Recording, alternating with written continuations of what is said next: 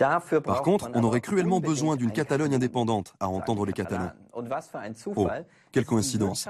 C'est précisément la région la plus riche d'Espagne.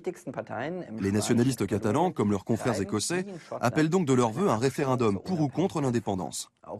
Eux aussi souhaitent avoir leur propre État souverain. Mais comment comptent-ils y parvenir? L'autre moitié de la Catalogne, qui est plus petite et fait nettement moins parler d'elle, se trouve pour sa part dans l'une des régions les plus pauvres de France. Perpignan, dans le sud de la France. Un petit groupe d'activistes s'apprête à partir pour Barcelone. Le 11 septembre, c'est la fête nationale de la Catalogne. Ces Français du département des Pyrénées-Orientales, qui se voient plutôt comme des Catalans du Nord, franchiront aujourd'hui la frontière pour aller manifester avec leurs cousins espagnols en faveur de l'indépendance de la Catalogne.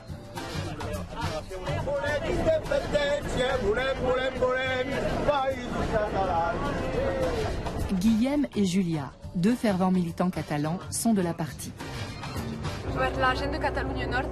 Les gens de Catalogne du Nord ont honte de parler catalan et d'être catalans. Si on avait notre propre État, avec notre propre langue nationale, ça rendrait aux Catalans leur fierté. Et ça les rendrait psychologiquement plus forts. Pour être honnête, je ne me sens pas français. Bien sûr, comme tous les citoyens de France, j'ai ma carte d'identité française. Mais je ne suis pas français. Je suis catalan. Or, l'État français refuse de me reconnaître comme tel. Nous sommes à un tournant de notre histoire. C'est maintenant ou jamais. À la frontière espagnole, un contrôle de police attend la petite troupe. La situation est délicate. Il y a 2 ans, en juillet 2010, plus d'1 million de personnes s'étaient rassemblées à l'occasion d'une manifestation nationaliste. En Espagne, la crise a encore renforcé le mouvement indépendantiste catalan, ce qui n'est pas sans inquiéter les autorités. Plusieurs milliers de véhicules sont en route pour Barcelone, capitale de la Catalogne. Jordi aussi se bat pour l'indépendance. En Espagne, chaque vote, et on ne doit pas être plus français que les Français, on ne le sera jamais. Avec vos noms de famille et avec le bien, vous ne serez jamais plus français que les Français. C'est impossible. Pour les Catalans du Nord, citoyens français, qu'on est le département le plus pauvre, dans la région la plus pauvre de France, être les frères d'un État des plus riches d'Europe, ça serait un truc formidable. C'est sûr que l'avenir ne sera pas le même en France si demain la Catalogne est indépendante.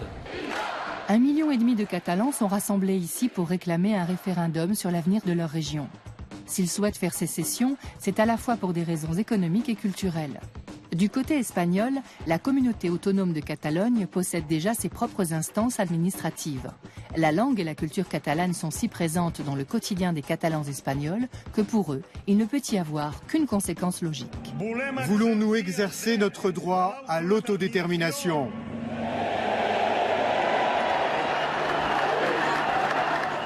En décembre 2012, nous retrouvons Guillem à Perpignan. Ici, ce n'est pas comme à Barcelone. La culture catalane est à peine présente. Guillem, qui cherche un album d'un groupe catalan, a donc peu de chances de le trouver ici.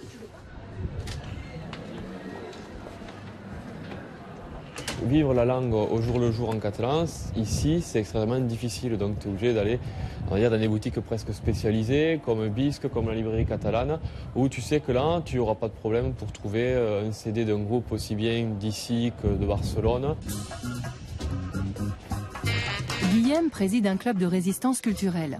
Plusieurs fois par semaine, il réunit des jeunes comme Julia, Anaïs ou Laura pour organiser des événements ou juste pour discuter.